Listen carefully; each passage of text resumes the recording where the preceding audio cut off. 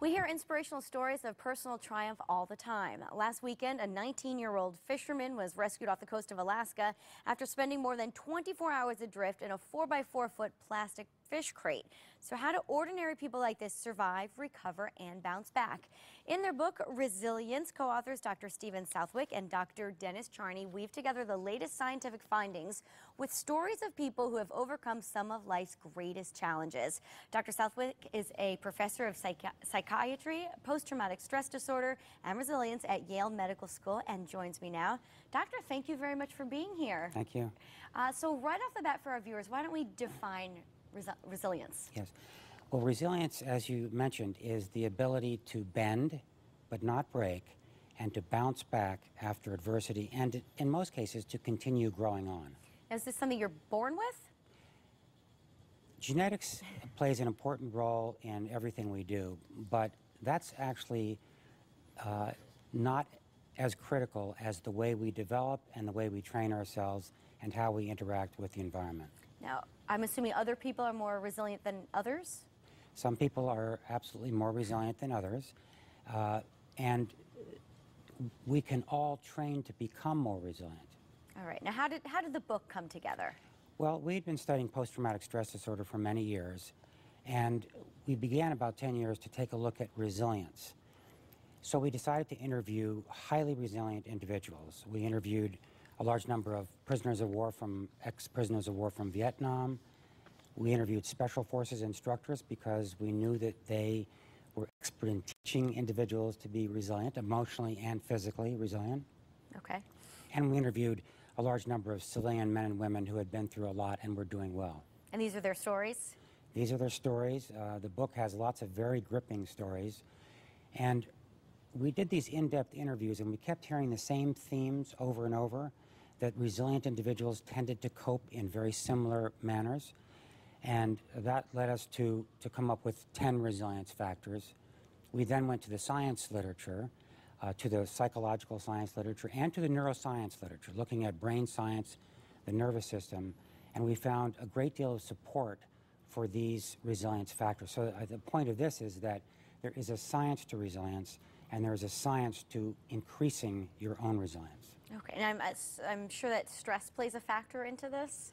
Stress is a big factor, and stress can be good. Okay. We normally think of stress as bad. Bad stress is stress that we cannot control. Child abuse, we can't control. The child can't control that. That tends to be bad stress. Good stress is stress that we can master. So when we talk to parents and parents say, well, should my child be exposed to stress? Yeah, they should be exposed to stress. Stress that they can master. So it's good to be out of your comfort zone, but not good to be overwhelmed. Okay. Even build some confidence, I'm assuming. A lot of factors that come in there. Exactly. And Doctor, you mentioned 10 resilience factors. Let's break these down a little bit. Number one, you say maintain an optimistic but realistic outlook. Yes.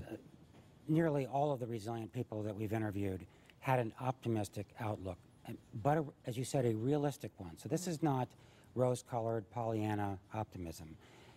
The realistic optimist sees as much of the negative as the pessimist, but does not focus endlessly on those negative factors. Is always moving forward. So, and it is possible to develop a more positive outlook, even if you right now are a pessimist. You just have to work on it, a little trial and error? There are principles which we talk about in the book as to how one can do that. All right, we'll have to get the book then. Number two, you mentioned confront your fears. It's going to be nearly impossible to be resilient if you can't face your fears. Now, all of us tend to avoid things that we're afraid of or that make us anxious. This is natural. But the truth of the matter, it doesn't work. So in the book, we have special forces instructors telling us, the reader, how to face your fears. Okay.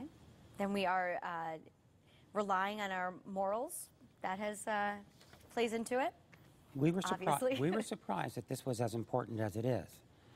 Knowing what's right or wrong, really understanding yourself, is critical because we want to defend what is right. And in traumatic situations or difficult situations, we want to be prepared to do what we know is right. Okay. And then faith and spirituality plays a factor? Faith and spirituality played an enormous factor in many of the resilient individuals we interviewed. Not everyone, it's not essential, but the strength that one can gain from their spiritual beliefs and practices and religion can be enormous. Okay, and then it says accept social support. What does that mean exactly? This may be the most important, actually, Okay. if I had to choose one. We all need other people, and social support is very powerful in terms of enhancing resilience. In fact, social support, if I have a very socially supportive network, my stress response, my own stress response, is much better regulated and does not get out of control. The thing that damages us is our own stress response. The stress response is critical, but if you can't keep it in check, it can actually damage us. And that probably where working out and being physically fit comes in. Very important, because working out does all sorts of things. It improves our mood, it improves our thinking, and it actually enhances the release of neurotrophic factors that repair areas of the brain that may have been damaged by stress. Exercise and social support are really critical. One thing about social support is when we interview Special Forces soldiers, we'll often say, you know, you do very brave things, and we're very impressed. And they'll say, no, it's not me, it's my squad. That's what makes me strong. And I believe that.